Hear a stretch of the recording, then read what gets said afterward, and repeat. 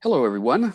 Welcome to the Oak Bay Gordon Head election panel from the Greater Victoria Chamber of Commerce. My name is Bruce Williams. I'm not Shachi Curl. I'm Bruce Williams. I'm the CEO of the Greater Victoria Chamber of Commerce. Shachi is a friend, though, and did an amazing job on that program last night. I would like to begin by acknowledging that I live and work on the ancestral territories of the Coast Salish people, in particular the Lekwungen-speaking nations of the Songhees and the Esquimalt, with whom we respectfully work and live. So I'm going to introduce you to today's panel, then we'll talk a little bit about the format for today, and we'll get underway with things. We have the three candidates with us that represent the NDP, the Liberals, and the Green Party. First of all, Murray Rankin is the candidate for the BC NDP. Hi, Murray. Hi, Bruce. Thank you. You're welcome. Roxanne Helme is the candidate for the BC Liberals. Hi, Roxanne. Hi there. And Nicole Duncan is the candidate for the BC Green Party. Hi. Hi, Bruce. We appreciate you all being here. Something that we determined actually in our little pre-conversation of this is we don't think that these three have ever met each other in person, which is just another one of those really interesting things about this campaign that I'm sure in a lot of electoral districts, that is the case where the candidates will not have met each other, but everybody's had a little chat today to get caught up. So to get things underway today, we would like to give you an opportunity to briefly introduce yourself to the viewers of this podcast and broadcast. Tell us why you feel you're the best candidate and why you're running in this campaign. So let's begin with Murray Rankin. Well, first of all, I want to thank you for acknowledging that we're meeting on the traditional territory of the Lekwungen-speaking peoples. And I also want to thank you and the Chamber for the work that you've done, not only in bringing us together today, Bruce, but also for the great work you've done throughout the pandemic and advocating for small businesses and to make sure they have the resources that they need. I was a member of Parliament for 7 years, and I represented the majority of Oak Bay Gordon Head constituency. I didn't intend to return to politics. Prime Minister Trudeau had appointed me the nonpartisan chair of the National Security Intelligence Review Agency, and I enjoyed that work. But I'm very worried about the pandemic and its effects on our economy and so much else. So I decided to run. I've lived in this riding for over 40 years. I've been a lawyer during that time, focused on environmental law, human rights, and treaty negotiation. I was a law professor at the university and co-chair of the Environmental Law Center there. I'm running because I love this community. I've raised my kids here, and I want to make a contribution during the difficult economic recovery. I'm anxious to be part of John Horgan's team to help ensure that the economic recovery takes our environmental values into account and leaves no one behind. Murray Rankin, thank you very much. Next up is the Liberal candidate, Roxanne Helme. Thank you very much, Bruce. I'm Roxanne Helme. I want to thank Mr. Williams and the Chamber of Commerce for hosting this event. Of course, because of the pandemic, there have been and will be precious few opportunities for us candidates to get together and debate the issues in our local campaign. So this is much appreciated. The cynic in me suspects that that was part of the master plan. I've lived in Oak Bay Gordon Head for most of my life. I graduated from Oak Bay High School and also from the University of Victoria, where I studied economics. I've been in the private practice of law representing individual clients, not governments, for over 30 years. I've served on numerous governance boards in the community, including the Intercultural Association and the Canadian College of Performing Arts. I am a problem solver. I've helped people from all walks of life at some of the most difficult times in their lives, from business people to seniors, single mothers, people in the homeless community, people suffering from drug addictions, the chalk artist, all the way up to deputy ministers. I've also helped people struggling with homelessness, drug addiction, mental health challenges, sometimes all three together.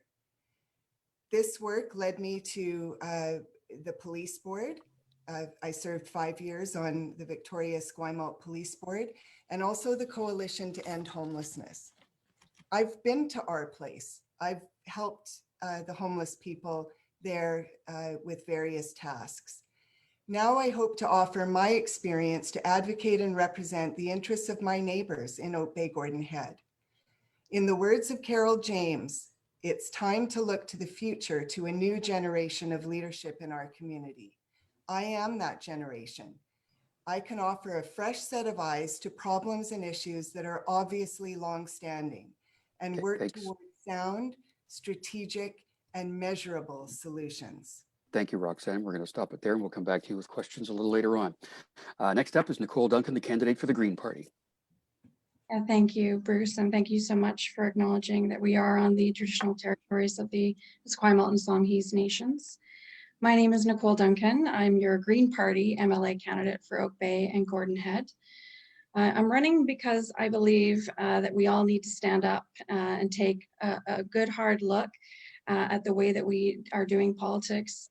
I believe that the Green Party is a unique party amongst the three major parties in our province, in that they allow Green MLAs to exercise independent judgment and to vote their conscience. I'm very excited about being part of a party that puts partisanship to the side, really truly engages in the public interest, and allows their MLAs to truly represent their constituents. Many of you will know me as a mother of a child attending school in Oak Bay, but also as a school board trustee. I currently sit as chair of the Education Policy and Directions Standing Committee for the Greater Victoria School Board, number 61. I'm an active school board trustee. Many of you will know my work. I've worked on student and staff privacy, health and safety, fiscal management, really wanting to bring greater transparency to the way that we govern. And I'm so pleased to stand with a slate of strong, vocal, committed women candidates for the Green Party in Greater Victoria. The Green Party, as you'll know, is the only party that's committed to moving our province forward by making significant investments in the green economy and putting us in a position to rebuild. We are committed to ending the billions of dollars in fossil fuel industry subsidies and really looking to the future and building a brighter, greener, cleaner future for our kids. So thanks again for having me, and I look forward to hearing what the other MLA candidates have to say about the issues. Thank you, Nicole, and thank you to all of you. So let's just take a little snapshot of Oak Bay, Gordon Head. The riding includes Oak Bay, Gordon Head, Cadborough Bay, Uplands, Jubilee, part of Fairfield. In other words, part Saanich, part Oak Bay, and part Victoria. UVic, Camosun College Lansdowne campus, Mount Ptolemy stands in this jurisdiction. The Uplands Golf Course, Royal Jubilee, and the Victoria Golf Club. So when we take a look at that, I want to talk about population density, and we want to talk about housing. Housing is a huge issue, in particular, the element of affordability of housing. There are many people who are completely shut out of the housing market here and don't stand a great chance of getting into it soon. Gordon Head is one of the most densely populated neighborhoods, but it doesn't really get the same attention you would think as areas like the West Shore because of the rate of growth that are happening there. How can government, how can you as a person sitting in the legislature ensure there is enough affordable housing and services as well as rec facilities to ensure that neighborhoods remain viable for working families? I'm going to begin with Roxanne Helme, please. Thanks very much, Bruce. Oak Bay Gordon Head is an up and coming area, if you ask me. And in fact, our whole riding is just that. People come here to go to our schools, Camosun College, University of Victoria. They come and they want to stay. So we have to make sure that they're able to stay. Our riding is very diverse in age, culturally diverse. That's part of the appeal of the riding as a place to live. But we need to make sure that those young people who come and decide they want to stay are able to get their foot in the door. And that means increased supply in response to the obvious increased demand of rental multi-unit housing. And I see that Saanich has responded to the issue. And in 2018, they launched a review to speed up the permit process. Oh dear, that was fast. We're down to 1 minute responses on these right now, but we can loop Okay. back on that a little bit later on, probably in some of the Okay, other good. questions we're going to be asking. I'd like to ask Nicole to comment next, please. Nicole, for 1 minute, go. Yeah, thanks, Bruce. The rising cost of housing in our region is a major issue. The Green Party is committed to helping families with a means-tested rental support program that would target low and moderate income earners who are paying more than 30% of their monthly household income in rent. This is really aimed at being meaningful, so closing the gap between what is affordable to pay in rent and what renters are actually paying. We're earmarking $500 million for this rental support to ensure that it is in fact meaningful. We're looking at a target date of 2030 to see all members of our community in affordable homes as renters or owners that truly meet their needs. And the other thing I would point out is that we really need to be looking at pursuing partnerships with municipalities, school districts, nonprofits, and First Nation communities to create solutions that provide space for integrated services that we know best serve our community's needs. Thank you very much. And Murray Rankin. Well, I agree. There's no doubt affordable housing is one of the biggest challenges we face. I agree with Roxanne. It's both a supply and a demand issue. We're seeing signs of progress, but people are still struggling to buy and rent homes in our community. The BC Liberals fueled the housing crisis by ignoring speculation for their 16 years in power. We watched the average house price increase by hundreds of thousands of dollars a year in their watch. They now promise to cancel the speculation and vacancy tax that's only going to drive up home prices and rents as well. Under the BC NDP, rent increases were capped at inflation, and if re-elected, we've committed to freeze rents until the end of 2021 and bring in an income-tested renters rebate program of $400 a year.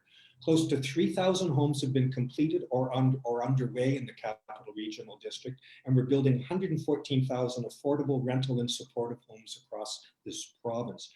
Right here at UVic, we are building new student housing that will accommodate almost 800 student beds and give students on-campus housing and 3 more homes up in the community. Great. Thank you, Murray. Anybody have any comment or rebuttal on what anyone has said so far? Anything you'd like to direct at another candidate? If I could, I'd like to point out that the cost of housing in Victoria has gone up 11% over the last year. So the speculation tax is not working in the way that it's intended. And we really do need to attach to the housing strategy that Saanich has just put out in June, support it completely, get units built, and the rental stock increased. Okay, thank you. Any rebuttal or comment from anyone? Well, I would agree entirely. However, I'd point out that the speculation and vacancy taxes freed up over 100,000 units, which were vacant and are now being lived in. And like Roxanne, I agree entirely with the progress that Saanich is making in that area and fully support it as well. Thank you. Nicole, would you like to add anything? Just that we need to do more about speculation, that the efforts so far have not gone far enough.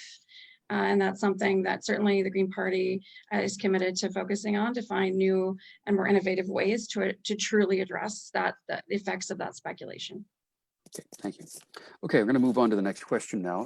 Affordability is based on revenue, income, prosperity, all of those things. And of course, as we mentioned, UVic and the Camosun Lansdowne campus are within this electoral district.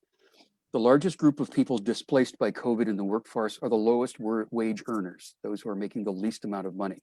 Many of them displaced by tourism and hospitality. So things have been coming up in conversations about things like micro-credentialing or upskilling, when post-secondary has the ability to take these people and retrain them into a job that will provide them with better skills and better opportunity. What role do you see post-secondary playing in that as this process moves forward?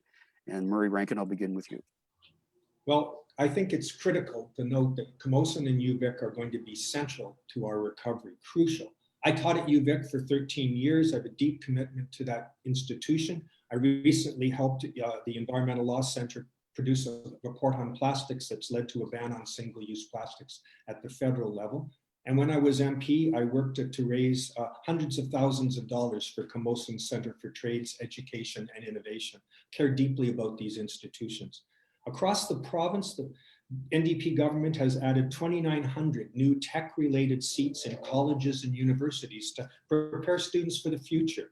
We reversed the BC Liberal tax cuts and gave people the skills and training to succeed. For example, the BC NDP eliminated interest on student loans and have brought back upfront student grants to make sure post-secondary training and apprenticeships are more affordable. UVic is a center of excellence for climate change, of course, including Dr. Weaver's lab, and cutting-edge research there is going to make a difference in our transition to a green economy.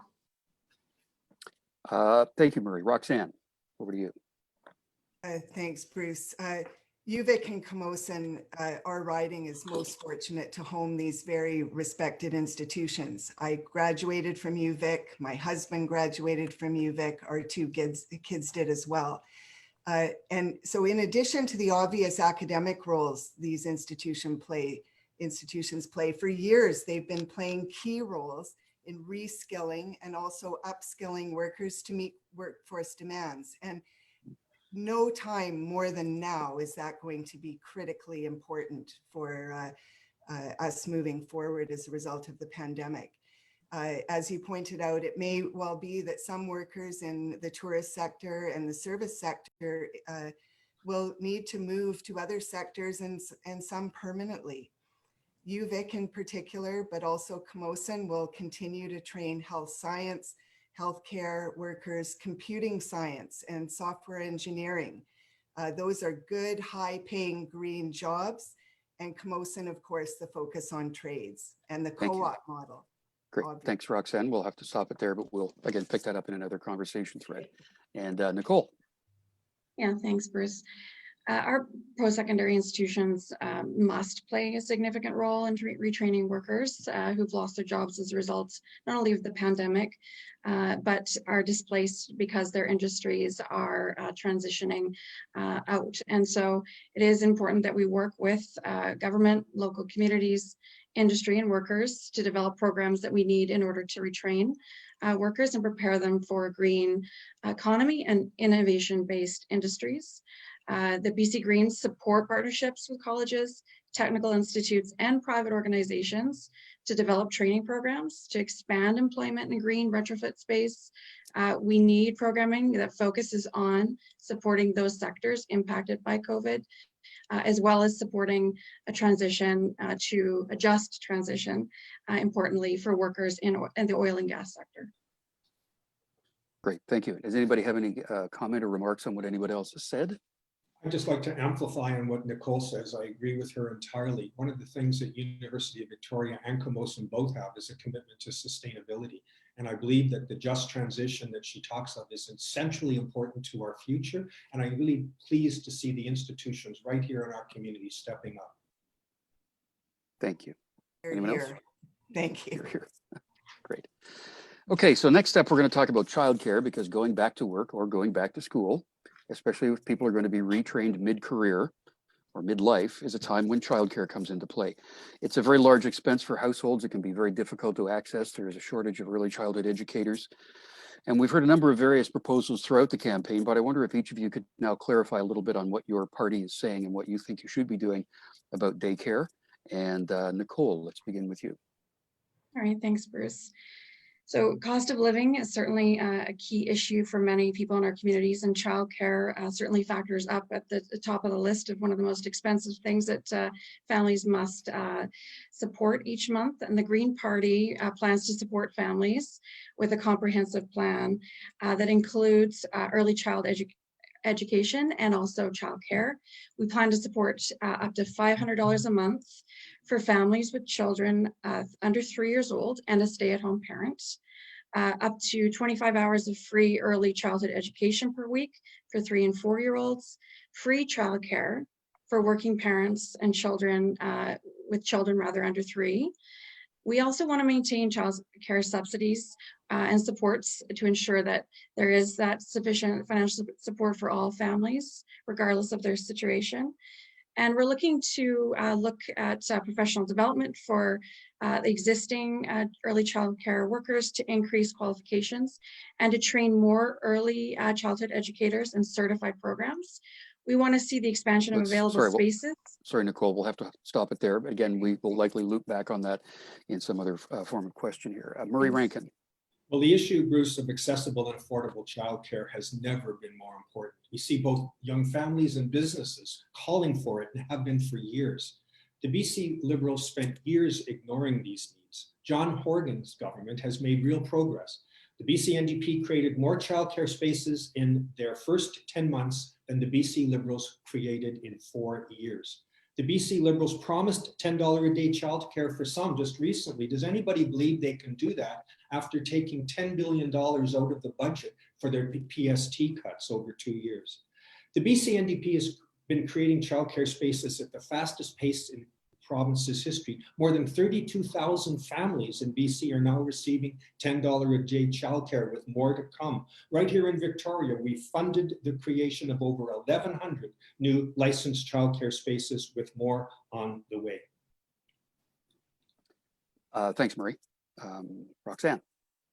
Well, we'll get back to that. I suggest the numbers speak for themselves, and the NDP government has failed miserably, frankly, in this file. We need to ensure available as needed childcare to enable parents, especially mothers, to return to the workforce. And the BC Liberal Party platform proposes a $10 daycare, not universally, but based on need, a means test. Financial need should always be a consideration for government. That is why we have government, to help those in need. The Liberal Party platform has an $11 billion childcare plan. The proposal is to encourage and support a variety of nonprofit and market-based childcare providers, expand before and after school care, create incentives to support childcare options for employees. The previous government had wonderful success in the provision of childcare, 3,400 spaces every year between 2005 and 17. Great. Thank you, Roxanne. Again, these things will probably pop up in further conversations and in other questions that we have.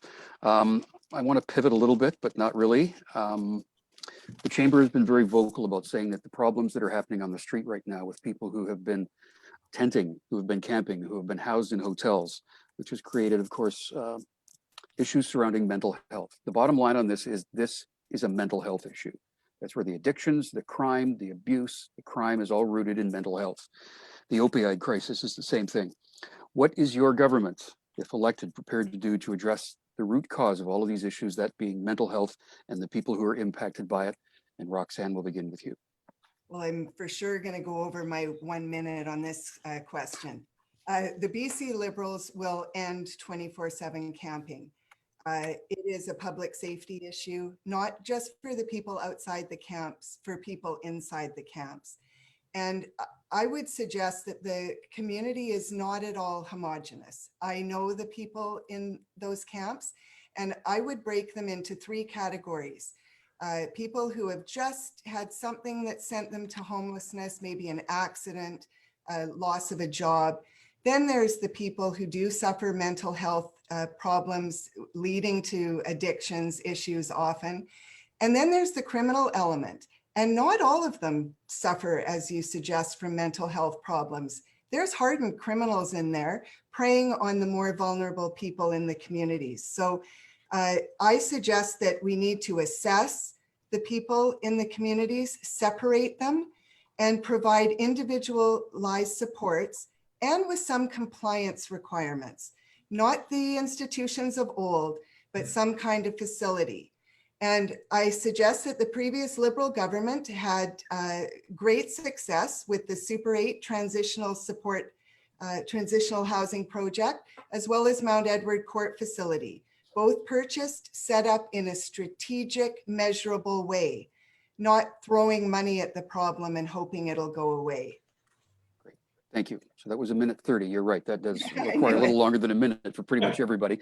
So others are welcome to do the same. Nicole, please go ahead, and you've got up to 1.5 minutes. All right, thank you. So the BC Greens, we are definitely committed to addressing the underlying issues that lead a person to experience homelessness. So things like mental health supports and services to members of our community that are dealing with addiction and those struggling with the high cost of living. Our plan would allocate $1 billion over a 4-year cycle to address the mental health issues, but within MSP. So we really believe that the ability to pay should not prevent community members from accessing health services and treatment options, especially for those struggling with mental health issues like anxiety and depression, but also with substance abuse challenges. So we're looking to have integrated primary care, specific mental health care for youth, enabling families to navigate resources in a supportive environment. We're looking at enhancing counseling outreach services to support homeless communities. We want to invest in facilities to provide better mental health services, community-based centers for mental health and rehabilitation. And we want to accelerate capital plans for the construction of care facilities and detox beds. Around the opioid crises, it is a health crisis. We want to see more accessible treatment, safer drug supply, voluntary community-based supports available to people that when they need it and when they're ready. We think safe supply is part of the answer, but on its own, we know it won't be enough and that we need to commit to treatment programs. We need to have health supports, and we need to decriminalize illicit drug use and put an Nicole, end to the heavy-handed policing for those who need supports. I'm going to have to Thanks, stop you Bruce. there, okay? Thanks Thank very you. much. Marie Rankin, a minute and 30, go. Well, you're right, Bruce. Too many lives have been displaced and lost to the overdose crisis. I want to be clear. Everyone deserves to feel safe in their own neighborhoods, and everyone deserves a place that they can call home. 24-hour, 24/7 tenting is unacceptable. It's certainly not a long-term solution. And I agree with Roxanne, the criminal element has to be addressed head on. The BC Liberals, though, can't be trusted to do anything on this issue. Homelessness tripled under their watch. Their law and order approach to homelessness and tenting does nothing except disperse the problem. John Horgan created the first Ministry of Mental Health and Addictions in Canada. Under his watch, supports were put in place, like creating the Foundry Centre in Victoria that provides supports to young people living with mental health and addictions.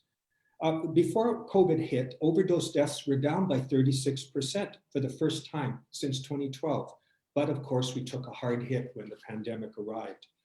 That's why in September, we launched 24/7 mobile ACT teams, assertiveness community treatment teams in Victoria region to provide specialized care for people with severe mental health issues in public spaces like parks.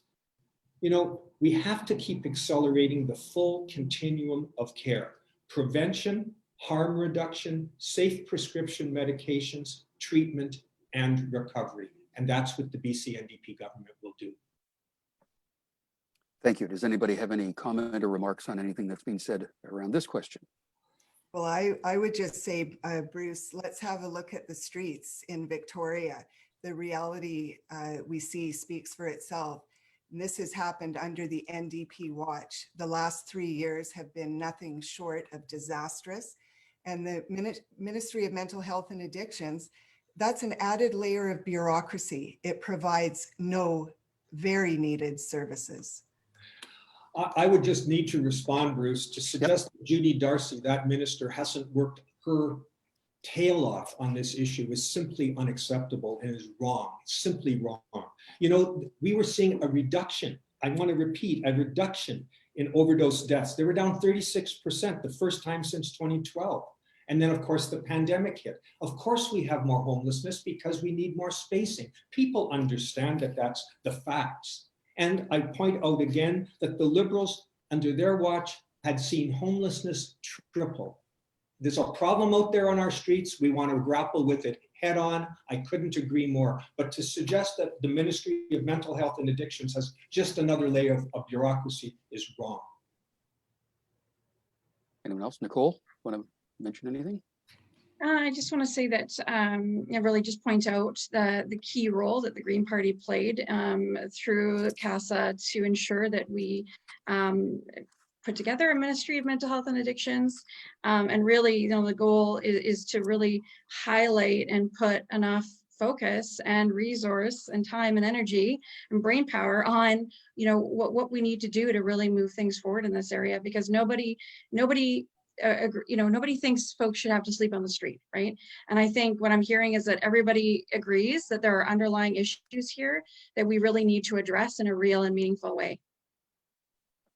Great, thank you very much. We're going to shift a little bit. We're still going to talk about health here. These sessions that we're doing, by the way, I'm proud to say are a collaboration among all the region chambers. There is us at the Greater Victoria Chamber of Commerce, but there is the West Shore Chamber, the Peninsula Chamber, the Esquimalt Chamber, and the Souk Chamber. And we have collaborated on questions and strategies into the questioning line that we're using in all of these sessions. So first of all, a shout out to them and thank you for their support on this. Something that all of us as chambers are hearing from our business members is the employer health tax is creating a very distinct disincentive for business to flourish, if you will. In other words, it's a direct challenge to revenue at a time when revenue is being challenged by other things. Could you tell me how you and your party would reform the EHT and other taxes so that businesses are a little better prepared to invest in their own growth and in themselves. Let's begin with Nicole, please.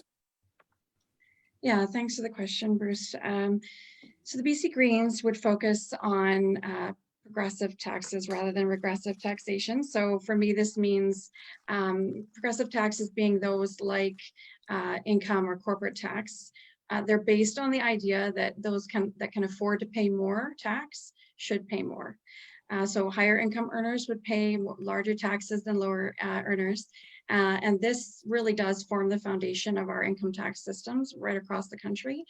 So I know that at this time, we do need to see some greater leadership at the provincial level to lobby the federal government for a fair share of the Canada Health Transfer revenue in BC to take some of that pressure off of the health system, a share that reflects not only our demographics, but the actual cost of delivering health services, and particularly the higher cost of care associated with seniors' health care in our province.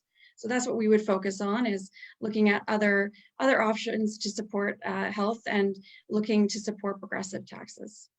Thank you, Nicole. Marie Rankin. Well, you're right. This has been an especially hard year for small businesses, and a tip of the hat to the Chamber for the work that they've done. When the BC NDP was elected, we chose to eliminate MSP premiums, which was the largest middle-class tax cut in BC history. We put hundreds of dollars back into the pockets of British Columbians so they could buy the goods and services that small businesses in our community provide. The MSP premiums actually doubled under the BC Liberals, creating huge financial burden for industries and individuals alike. When the pandemic hit in March, we deferred all EHT premiums until September 30th, so the businesses had time to get back on their feet. And we invested $300 million in economic recovery grants for the hardest hit in our community, such as those in the tourism industry, because we know how important small business growth is to create jobs and community growth. While 85% of businesses, Bruce, in British Columbia don't even pay the EHT, Finance Minister Carol James is clear that we're going to review initiatives going forward to see if adjustments need to be made. Thank you. And who did I begin with there? I think it's me now. Nicole, Bruce. it's Roxanne. Sorry, yes, Roxanne, go ahead. Thanks.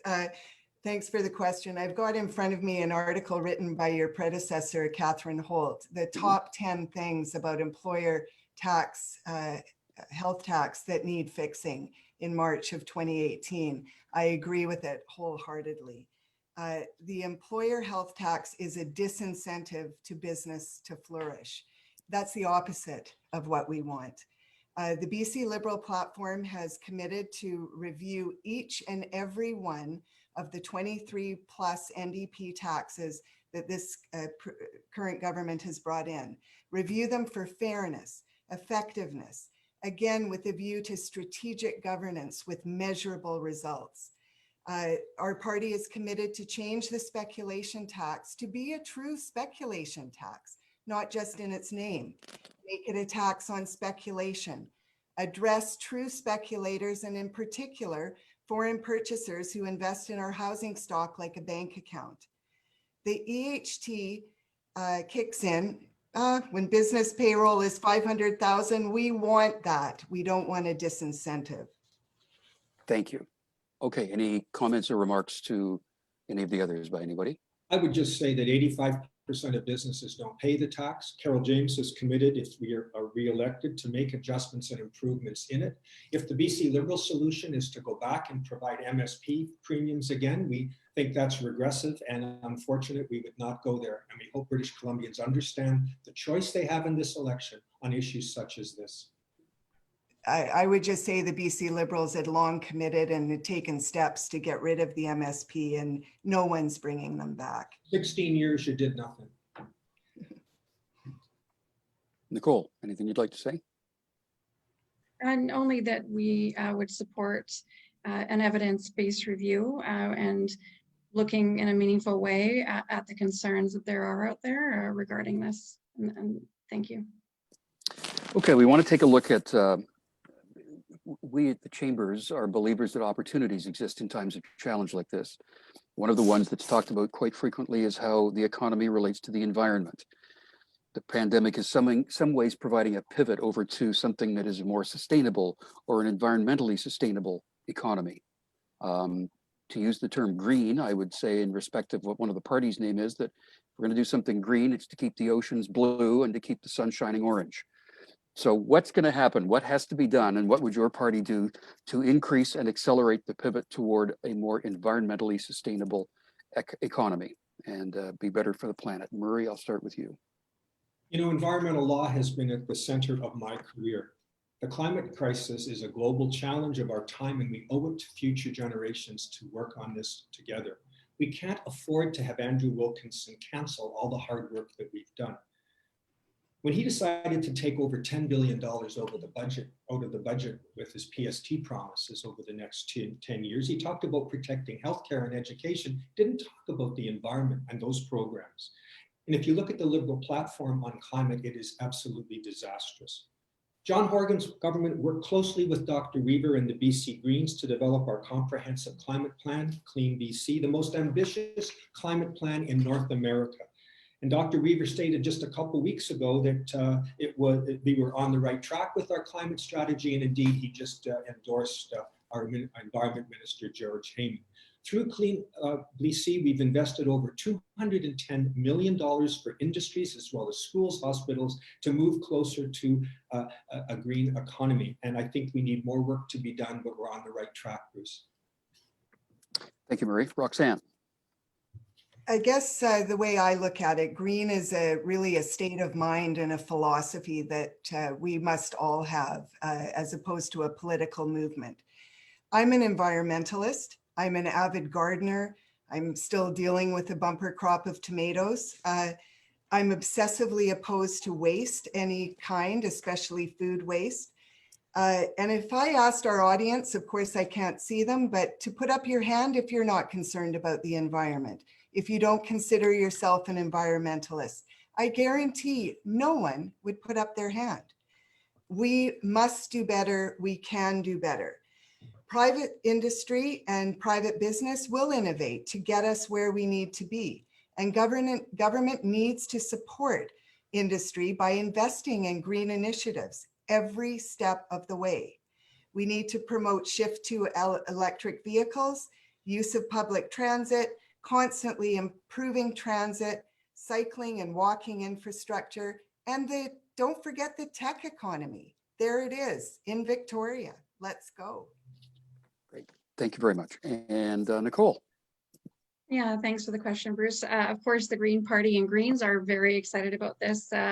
We see it as an economic opportunity for BC to position ourselves as a world leader on low carbon solutions. We plan to establish a $1 billion strategic investment fund to support business innovation, with a particular emphasis on supporting innovations that help shift us to a zero carbon economy. We support the creation of biofuel strategies and clean hydrogen roadmap as an energy mix that we plan to look at to replace fossil fuels in our transportation sector. We want to see integrated GHG emissions lens into all government procurement processes. We want to see partnerships in innovation clusters in areas where BC has a strategic advantage based on the proposals from the Innovation Commissioner's report. We want to prioritize investments in electrifying our transit systems, and we urgently need to implement a just transition program for workers in the oil and gas sector and other industries that are in transition currently. We want to work with them on a pathway to a guaranteed job and a clean economy. Great, thank you. Now, any comments from anyone or remarks about something said by anyone else? Everybody's happy. Okay, I want to pick up on that and talk about commuters by car. Saanich is probably the busiest community for that, people using single occupancy vehicles. There was a South Island transportation survey that was released a while ago that talks about some areas that are going to be examined for us to diversify the way we get around this region. Things like the West Shore plan for a BC ferry to run in from Colwood into downtown. The Island Rail Corridor has the option of bringing rail transportation in. There are private operators in addition to BC Transit who run the YYJ shuttle and they run the BC Ferry shuttle. There is U-Bicycle. Modo is coming around. So what's going to happen here? What has to be done for us to lessen our footprint, to lessen the congestion and become more environmentally friendly with our travel and transit plans? Nicole, I'm going to start with you. So our Green Party plan is for livable cities today, which includes policies like investing in transit, walkable neighborhoods, and active transportation. We want to see a focus on improving transit. We'll work with local governments to establish a vision for sustainable transportation, which includes a regional transportation strategy, a regional governance body to overcome some of the disjointed decision-making and deliver an integrated plan. We want to invest in supporting public transit options to help people who move between cities and between municipalities, make it more affordable. We want to ensure that our projected long-term losses facing TransLink and BC Transit and BC Ferries are dealt with so that the service levels can be maintained and also to allow ridership to recover more quickly throughout the economic recovery period. Okay, great. Thank you. Roxanne. Thanks, Bruce. There's lots of great ideas out there, and I suggest they're all on the table. The ferry that you mentioned, the Island Rail Corridor. Personally, I've always thought there should be some sort of tax credit for people who don't own motor vehicles. That's not part of the platform, but I'm going to work on it. Of course, bike lane infrastructure, that's obvious. And in spite of our own natural resistance to change, we're, I think, getting used to the great work that the City of Victoria has done in our area. The province, I suggest, has an ongoing obligation to increase investment in public transit, provide incentives to carpooling, ride sharing, and a BC Liberal government would continue to promote investment in electric vehicles and buses. Fossil fuel vehicles will be a thing of the past, just like the horse and buggy. We have to do what we can do to ensure that happens sooner than later. Thank you. And Murray Rankin. Well, thanks for the question. And I know that efficiency in transportation is critical to our community. And I would endorse, I think, virtually everything Nicole said about the regional transportation strategy. A lot of very good ideas in there. You know, John Horgan's government's on the right track on this particular issue. And in May of 2019, the BC NDP government provided $1 million to Saanich through Bike BC for buffered bike lanes between Mackenzie and Torquay Drive. If re-elected, we're going to remove PST on e-bikes and we'll continue to give rebates on electric vehicles. By 2040, Bruce, every vehicle sold in BC will have to be zero emission. And if re-elected, we'll make public transportation across BC free for children 12 years of age or younger. When I'm not biking to work, I take the transit regularly, and this can make an important contribution. We need to enhance our BC transit system. And as part of our South Island Transportation Strategy and Clean BC, which I say is the most ambitious program in North America, we're going to expand these networks in the future. Thank you. Okay, any comments or remarks from anyone directed to another candidate? Great. Okay, thank you. Before we get on to this next one, I'll just remind the viewers that this is all being recorded. It's being done on Facebook Live, of course, but it will be available on the Chamber's websites. All the chambers will be posting this. We would encourage you to share this with your neighbors because as far as we know, this is the only forum where these candidates are talking about this particular electoral district. So give that some consideration, if you will. Okay. Here we go with this one. Are you ready? Buckle yourself in. Municipalities are going to be facing some challenges with budgets being decimated by deferred taxes or taxes going away. How do we feel about amalgamation in Greater Victoria? Is it time for that to happen? Nicole, go. All right, thanks, Bruce.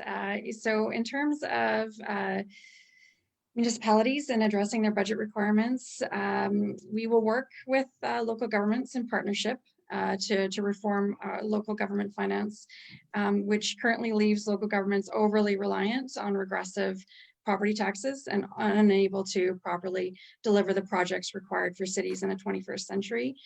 We would look to include a committee to consider relevant recommendations from the Union of BC Municipalities report on strong fiscal futures.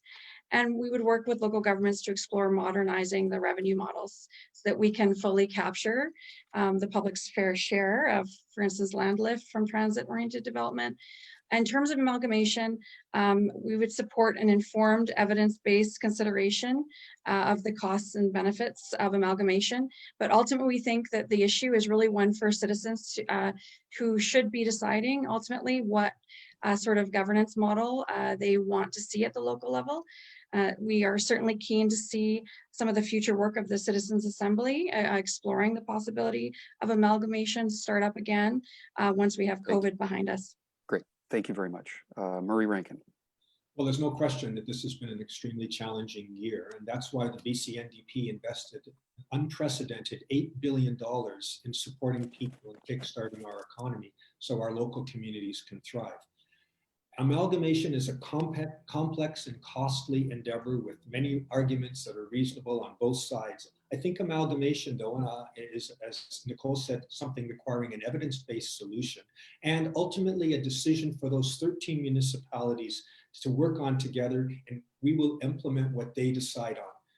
We're investing in people and communities through our new Recovery Investment Fund. That will deliver $3 billion a year, above and beyond the existing $23 billion in new capital commitments over 3 years. That'll drive new growth and investment in our communities, used to create schools, hospitals, childcare spaces, yes, and roads and transit as well, creating 18,000 new jobs a year.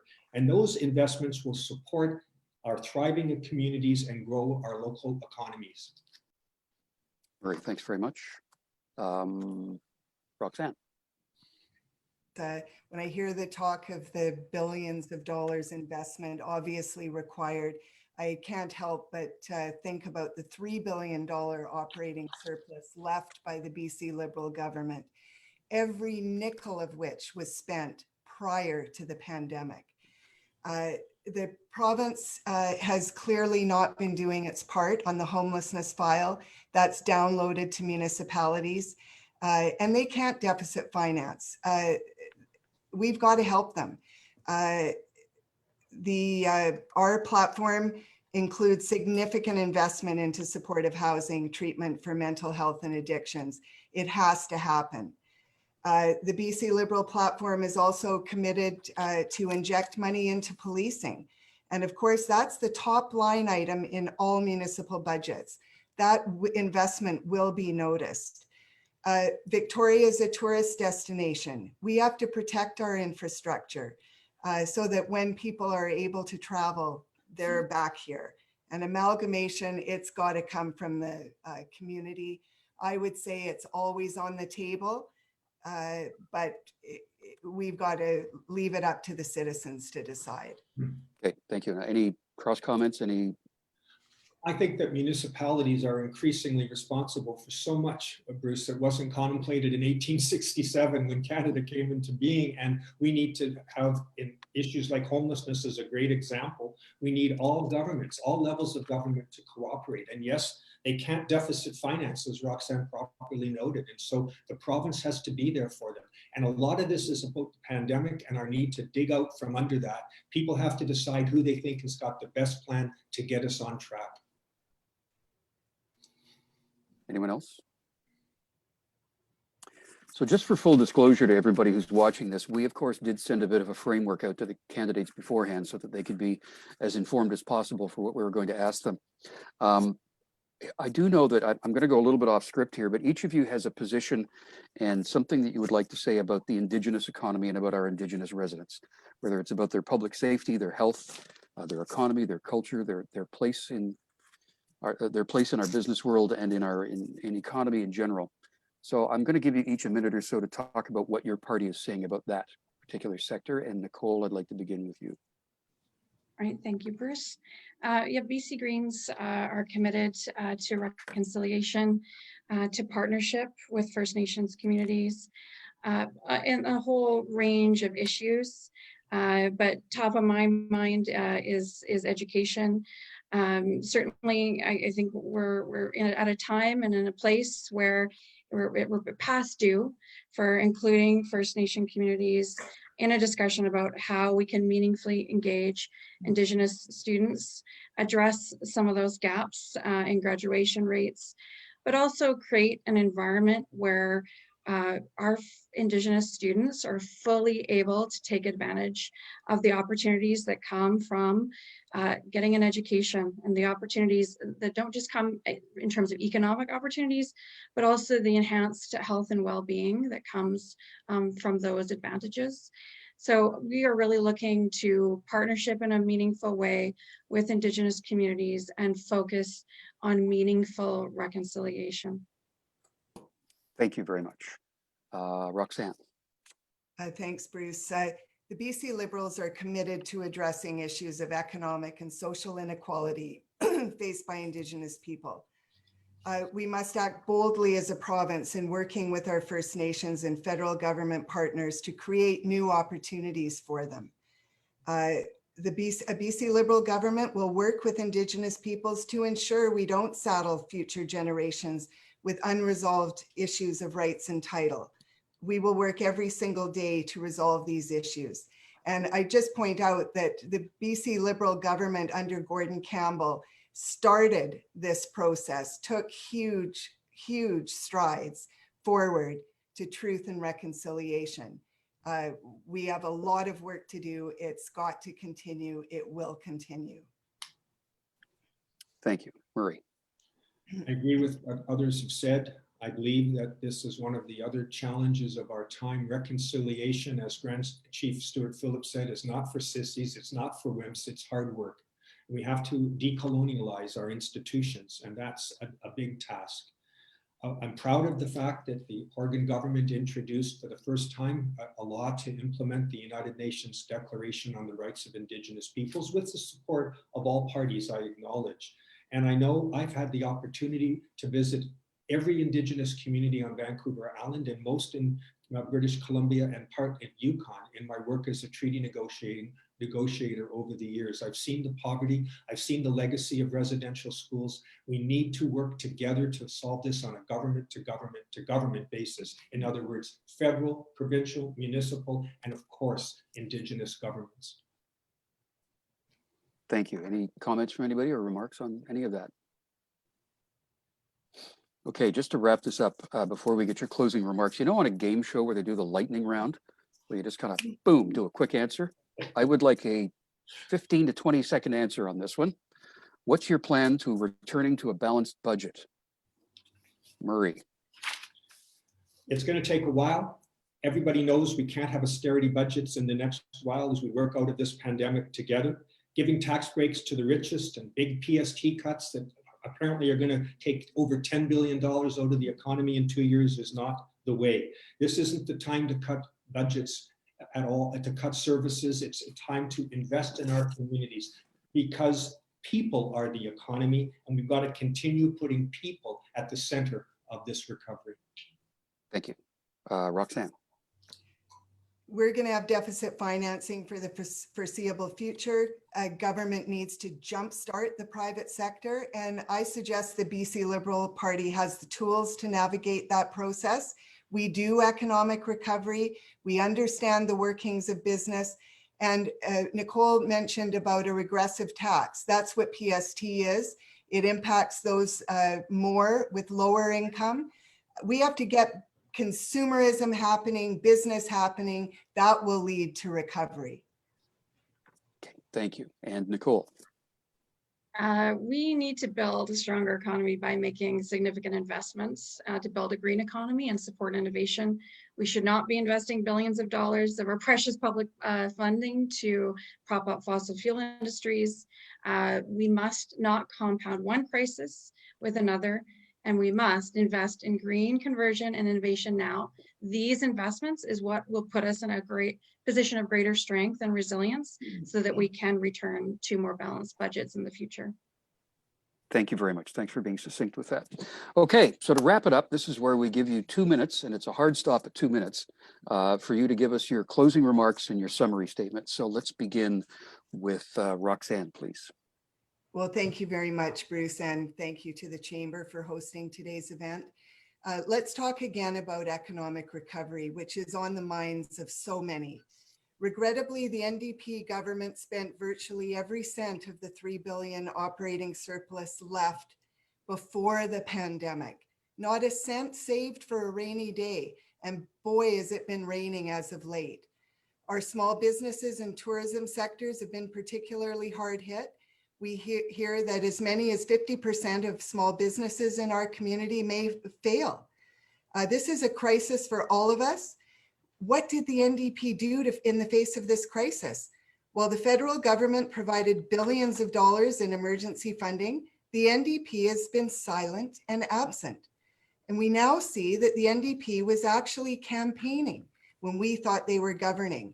And again, we hear unfulfilled promises in this campaign. We will be in deficit financing for the foreseeable future. BC Liberals have the tools to jumpstart the economy and get it growing again. The PST, eliminating the 2% small business tax, that will enable businesses to rebuild and create jobs. We understand how to stimulate the economy and improve the standard of living for everyone. The NDP has one tool in their toolbox, and it's increasing taxation. And I suggest using taxation on a devastated private sector would be like using a hammer on a nail that's been countersunk. It will not work. We cannot tax our way to prosperity. And of course, the NDP say that the BC Liberals just care about their rich friends. I'm not sure who they're talking about, to be quite honest. And they work for everyone. That's their strict messaging that we saw recently leaked. In this campaign, I've been unable to find anyone. Roxanne, that's time. Sorry. Thank you for that. I appreciate you staying to time. Nicole, 2 minutes. Yeah, thank you, Bruce, and thank you very much to the Chamber for hosting us.